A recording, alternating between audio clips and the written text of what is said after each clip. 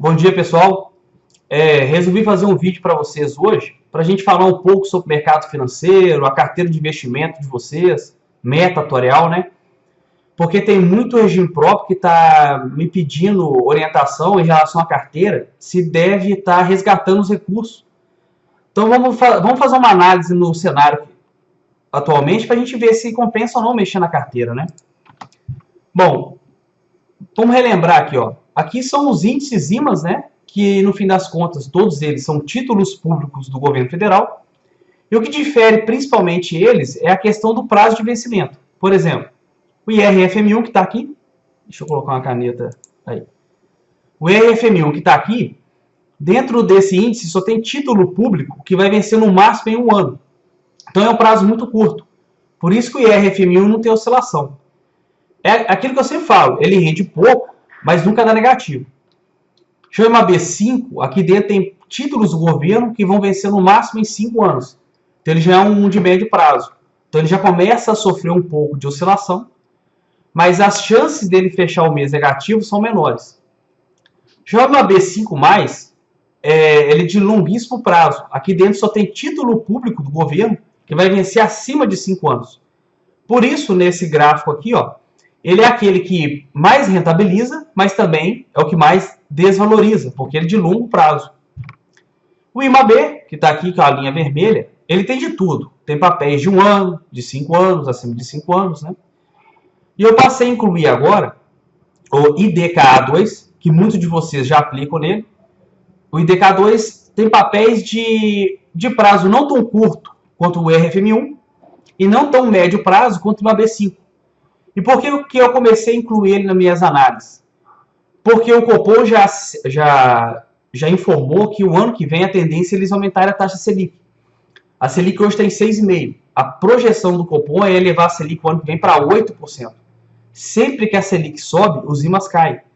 Então, seria uma boa a gente passar a aplicar um pouquinho mais em DK2 a partir do ano que vem. Mas isso não é assunto para agora, não. Isso é assunto a hora que a gente for começar a montar a nossa política de investimento para 2019.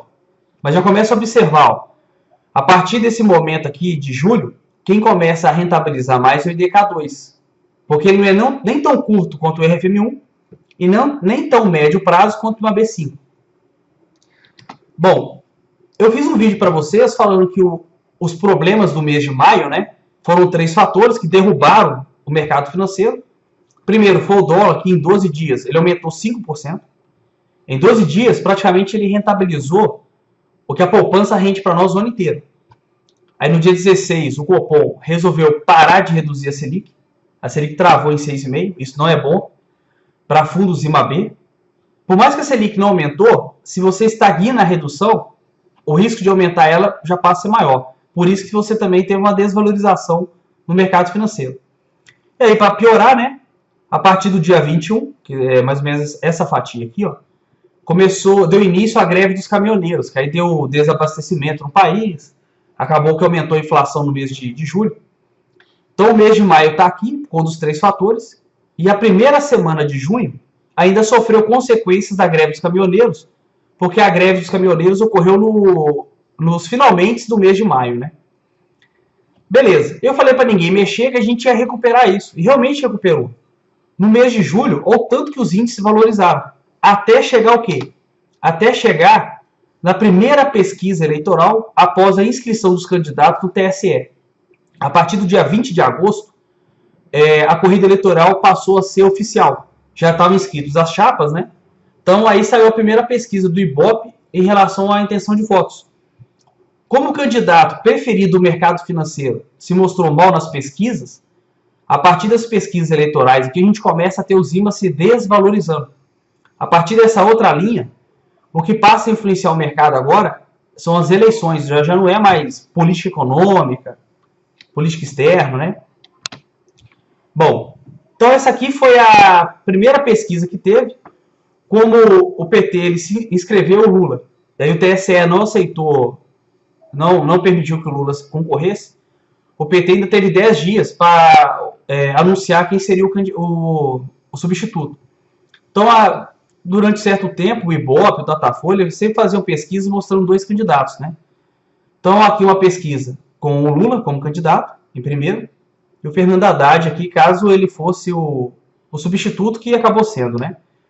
O problema é que o candidato que o mercado financeiro queria era o Geraldo Alckmin, porque ele é um cara do PSDB, é um partido sempre envolvido com o mercado financeiro, de direita, e a maior coligação é dele, principalmente que os partidos de centro, o chamado centrão, estão apoiando ele. Então, quer dizer, o mercado ele gosta assim, de previsibilidade. Então, ele tem muito mais previsibilidade se o Alckmin fosse o eleito. Como as pesquisas estão mostrando que dificilmente o Alckmin vai para o segundo turno, acabou que isso influenciou, né? Influenciou para nós aqui, ó. A partir da pesquisa que deu, a gente teve uma derrocada grande. Evidentemente que o mercado financeiro, assim como nós, no segundo turno, ele vai acabar optando por um outro candidato. Ele não vai, vamos dizer assim, morrer com o Geraldo Alckmin. Ele vai acabar optando por um outro candidato que ele acredita que vai ser melhor para ele, vai ajudar melhor nas suas previsibilidades, né? Vamos ver como que a eleição está influenciando o mercado financeiro, ó. Aqui são os índices acumulados, que eu estou acumulando todo dia, desde o dia 1º de junho. Esquece maio para trás, vamos analisar de junho para frente. Que agora é outro cenário que a gente tem. Então a gente tem os IMAs se desvalorizando na primeira semana, consequência ainda da greve dos caminhoneiros, e aí só recuperação, recuperação, recuperação, recuperação até sair a primeira pesquisa. Aí eles começaram a desvalorizar ou andar de lado. Para vocês verem como que as pesquisas estão influenciando. No dia 19 de setembro, o Copom manteve a Selic 6,5% e emitiu uma nota à imprensa dizendo que dependendo do andar da economia, que está estagnada, e das eleições que vão acontecer dia 7, dia 28 de outubro, pode ser que ele aumente a Selic já na próxima reunião, que é dia 31 de outubro. Uma notícia dessa é para desabar o mercado. E não desabou não, observa que no dia 19 você tem valorização dos IMAs. O IDK2, igual eu falei para vocês aqui, que nós vamos optar bastante por ele ano que vem.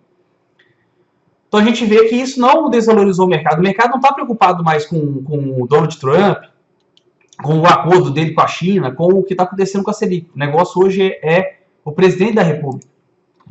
Eu sempre falo isso aqui, ó, sempre que o dólar e a Selic sobem, principalmente a Selic, em via de regra, os IMAs-Bs caem. Não foi o que aconteceu aqui, ó. O mercado nem preocupou com o que o Copom informou, né? Até porque, querendo ou não, quem está lá no Copom hoje, pode ser que ano que vem não esteja. Lembra que quem indica os membros, o presidente do Banco Central, é o presidente da República. Então pode ser por isso que o mercado não está dando muita moral para esse povo que está lá dentro. Beleza, vamos dar uma analisada aqui, ó. Esse gráfico aqui, eu estou acumulando os ganhos dos índices. A cada dia eu estou acumulando para ver quanto que está ganhando. Aqui eu peguei o IMAB e o IRFMU e estou analisando por dia. O comportamento dele a cada dia. Parece um cardiograma, né? Então a partir de junho está aqui. Vamos separar isso aqui, ó. Aqui é quando, dia 20 de agosto, quando saiu a primeira pesquisa eleitoral. Observa que dessa linha para trás, a gente tem um IMAB oscilando, normal. Só que ele oscila muito mais para cima do que para baixo. A partir da primeira pesquisa, a gente vê que ele continua oscilando, só que agora muito mais para baixo do que para cima. Ele já não consegue ter essa força que ele teve aqui antes. Ó. As pesquisas eleitorais passaram a influenciar ele. E o que está mais influenciando o mercado é as semanas que antecedem a pesquisa, que o mercado fica receoso para saber o resultado dela. Olha só. Eu vou focar nas pesquisas do Ibope, para facilitar, porque o Datafolha também tem outros resultados, né? O dia 5 de setembro, quando saiu a primeira pesquisa já com o Haddad oficial como candidato do PT. Está aqui, ó, dia 5 de setembro. Observa que as semanas que antecedem a pesquisa, o mercado se desvaloriza. Assim que sai a pesquisa, que eles veem que o mercado não quer um governo de esquerda. A verdade é essa. Então, como o Haddad estava mal aqui no dia 5, acabou que o mercado se recuperou. No dia 11 de setembro, sai outra pesquisa, tá aqui, ó. As semanas que antecedem a pesquisa, os dias que antecedem a pesquisa, o mercado desvaloriza. No dia 11, o Bolsonaro conseguiu aumentar a intenção de voto, o Haddad também. E aí o mercado financeiro foi para cima, se valorizou. Ou seja, o mercado já está começando a optar por um outro candidato. Não é que o mercado está optando pelo Bolsonaro. Eu acho que o mercado não quer optar por alguém da esquerda. O Bolsonaro está sendo para o mercado financeiro como a melhor das piores opções, vamos dizer assim, entendeu? O mercado também não queria o Bolsonaro, porque pensa o seguinte, por mais que o Bolsonaro vai implantar ordem, que a bandeira dele são 3 coisas: ordem, segurança pública e família. Por mais que ele vai conseguir implantar a ordem, como ele está prometendo, isso não vai ser com facilidade, isso vai ter ruptura. A gente vai ter muito choque. O mercado financeiro não gosta de estabilidade, ele gosta de previsibilidade, estabilidade. Então o Bolsonaro também vai ser um cara que vai trazer sacudida para o país, né, para o mercado financeiro. Tá, voltando aqui. Então dia 18 de setembro, tá aqui, olha lá, ó, quando antecede a pesquisa o mercado cai, assim que sai a pesquisa o mercado valoriza. E aqui o dia 18. Lembrando que no dia 19 o Copom emitiu uma nota dizendo que pode ser que ele aumente o Selic na próxima reunião. Era para os IMAs despencarem. E não, ó. O IMA-B se valorizou. O IMA-B não estava nem aí para essa notícia do Copom. E aí no dia 24 saiu outra pesquisa. O Bolsonaro ainda manteve os 28% dele aqui no dia 24. Isso ajudou a focar. E aí no dia 26, que está aqui, ó. Aliás, dia 26 está aqui. Dia 26 deu essa pequena queda, por quê? Porque o Bolsonaro já perdeu um pouco de força. Por isso que ele já deu uma quedinha de leve. Então o mercado financeiro está muito, muito influenciado pelas pesquisas eleitorais. Então, a gente mexer na carteira agora é literalmente uma opinião sua em relação ao que você acha que vai ganhar a eleição. O próprio Copom já avisou isso. Ele já avisou que ele vai mexer na Selic baseado na eleição, ou seja, não é nem na condição da política monetária, né? Bom, independente disso, como eu sempre falo para vocês, a gente tem que montar uma carteira visando longo prazo. Porque a eleição sempre está aí. Essa questão de eu não quero esquerda e direita, teve em 2014, pode ser que bater de novo, né? O negócio é montar uma carteira equilibrada. Olha lá, independente do que está acontecendo, o IMAB5 é aquele que sempre está rentabilizando muito mais do que os índices arrojados. Não adianta ter uma carteira muito arrojada, o negócio é ter uma carteira mais estável. Por isso que o DK2, ano que vem, nós vamos priorizar um pouquinho mais nele. IMAB5 e DK2. Bom, então a minha opinião em relação a mexer na carteira, eu acho que a gente não tem que mexer na carteira de investimento agora. Por quê? Vou pegar 2 clientes que a gente tem de exemplo. Esse aqui é o regime próprio que a gente dá uma assessoria mais ativa para ele. A gente acompanha mais em cima a carteira dele, né? A meta atuarial dele, e para quem é IPCA mais 6%, é a meta fechar em 10,79%.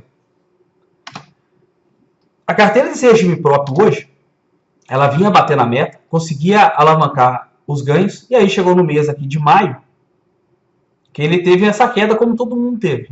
Começou a recuperar, e aí veio a pesquisa e começou a andar de lado. Hoje a carteira desse cliente nosso está rendendo 4,78%. Hoje ele não bate a meta atuarial, que está em 6,91%. Tá. Uma projeção. No relatório de investimento que a gente faz para vocês, lá na última folha tem uma projeção de como vai ficar a sua carteira. A projeção desse cliente nosso é que ele vai fechar o ano, provavelmente, bater na meta atuarial.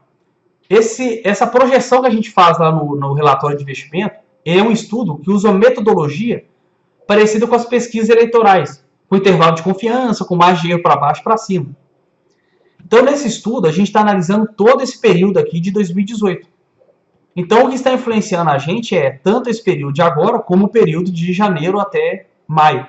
Por isso que a projeção dele bater a meta é maior.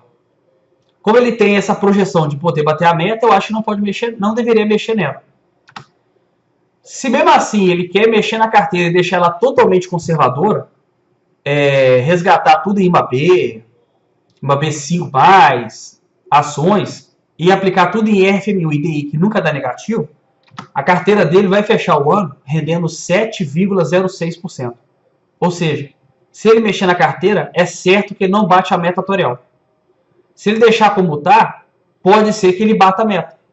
Dependendo do que acontecer nas eleições, dependendo do candidato que ganhar. E se for o que o mercado financeiro quer, esse negócio vai catapultar. Vai lá para cima. Então, como ainda existe uma chance remota de bater a meta sem mexer na carteira, eu acho que não tem que mexer na carteira dele. Bom, mesmo assim, eu quero fazer alguma coisa. Fazer alguma coisa para proteger a carteira seria fazer hedge. Lembrando que a gente não tem como fazer hedge. A resolução CMN, basicamente, ela direciona todas as aplicações do regime próprio voltado para título público, para ir em cima. O máximo que a gente pode fazer é alongar ou não a carteira. Optar por índices que de curto prazo, de médio ou de longo prazo. Melhor hedge para nós seria se a gente pudesse aplicar 20% em fundo cambial. São fundos que são atrelados a dólar, variação de cupom cambial. Representa o dólar. Tem outros mecanismos para você fazer hedge, como o mercado de opções, mercado futuro, mas aí eu concordo com a resolução CMN, que é um mercado muito complexo, eu acho que não poderia deixar regime próprio mexer com isso. Mas aplicar em fundo cambial poderia. Porque dólar é o ativo financeiro mais seguro que tem no mundo. Quem garante esse papel aqui é o governo americano. Então você negar os regimes próprios a aplicar em dólar, você impede que a gente faça um hedge. Hedge seria você aplicar em alguma coisa que você sabe que à medida que uma coisa sobe, essa outra desce. E vice-versa. Com isso você consegue manter uma estabilidade na sua carteira de investimento. Só que a gente não pode fazer hedge com dólar, que a resolução CMN não permite. Olha aqui, ó. O comportamento a cada mês, em 2018, do IMAB, do dólar e do Ibovespa. Observa, ó, a hora que o IMAB deu negativo, o dólar deu positivo. Ou seja, a gente pudesse aplicar um pouquinho em cada um deles, a gente manteria uma estabilidade na carteira. E assim, eu estou falando meu dinheiro, pessoal, como que eu faço muito? A hora que você racha de ganhar com alguma coisa, pode sair fora dele, que você não vai sustentar esse ganho, não. Resgata, realiza ganho e procura alguma coisa do negativo. Porque a tendência é esse negócio recuperar no mês seguinte. Aí, ó, o que aconteceu? Nem sempre você vai acertar. Por exemplo, mês de maio. Mês de maio você rachou de ganhar com dólar. O que eu recomendaria? Você sai disso e aplica em ações, porque deu negativo. A tendência é recuperar, né? Não foi o que aconteceu no mês seguinte. Mas num período de acumulação de longo prazo, a chance de você estar ganhando dinheiro com isso é muito grande. E no fim do ano, aliás, até o mês de agosto, o IMAB está rendendo 3,04%, dólar 25% e Ibovespa 0,36%.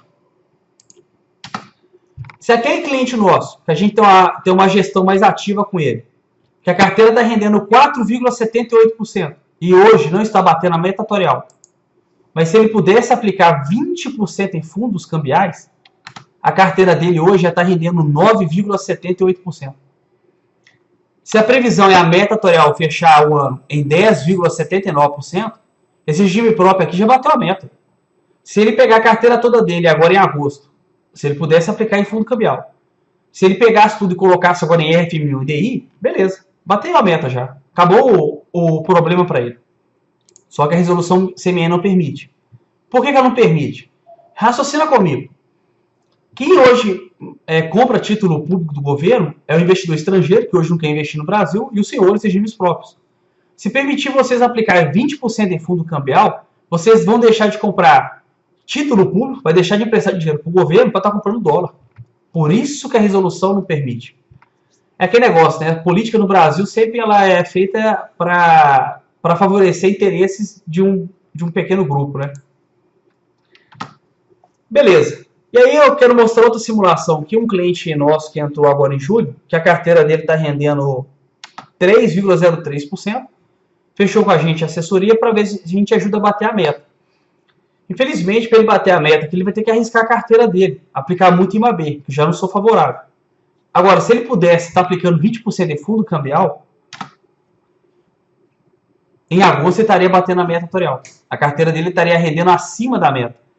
Observa que de maio a junho e julho, ele não estaria batendo a meta. Mas agora em agosto, que o dólar já fechou 10%, se eu não me engano, ele estaria batendo a meta atuarial. Porque estaria fazendo a proteção, aplicando um pouco IMAB, um pouco dólar, né? Analisando a carteira desse regime próprio 2, que eu estou citando aqui, olha o comportamento da carteira dele a cada mês, tá aqui, e como seria a carteira dele se ele pudesse aplicar 20% em fundo cambial. Somente uma vez ele teria rentabilidade negativa, que foi em maio, que foi o mês ruim para todo mundo, A carteira dele deu menos 0,05%. Aliás, daria, né? Se pudesse aplicar em fundo cambial. Como não pode, a carteira dele deu menos 1,52%. Porque ela é totalmente IMAB. E esse regime próprio que a gente viu, a carteira dele está muito concentrada em IMAB. Por isso que a rentabilidade dele está mais baixa. Diferente do regime próprio 1, que ela é mais distribuída. Um pouco em índices de longo prazo, curto prazo, médio prazo, né? Aí, ó, por que a carteira dele rachou de ganhar em janeiro aqui? Porque como ele está muito alocado em IMAB, e o IMAB deu 3,40%, ele rachou de ganhar. Se ele pudesse aplicar 20% em fundo cambial, como o fundo cambial, o dólar deu menos 4,40, ele ia ter uma carteira com ganho um pouco menor. Beleza, só que em abril, ó, como a carteira dele está muito em IMAB, e o IMAB deu negativo, a carteira dele rendeu 0,31%. Se pudesse ter 20% em fundo cambial, olha o ganho que ele teria. Em maio, olha a diferença aqui, hein? O IMAB deu menos 3,16%. Já o dólar deu 7,35%.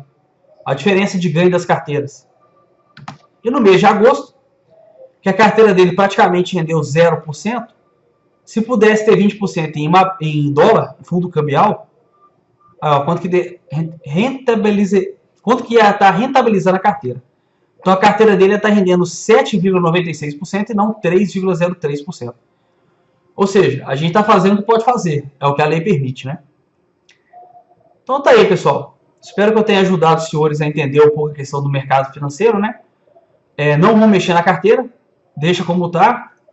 Ainda mais já tá para acabar a eleição. A gente tem mais uma semana só aí de pesquisas. Vai ter o segundo turno, mas o segundo turno já vai ser outro cenário. Segundo turno, se tiver segundo turno, né, nós vamos ter 2 candidatos, todo mundo com o tempo igual. E aí vamos ver. Beleza? Depois os senhores mandam esse link aí para os conselheiros também, para eles estarem dando uma olhada nesse vídeo. Então, um abraço e até mais aí.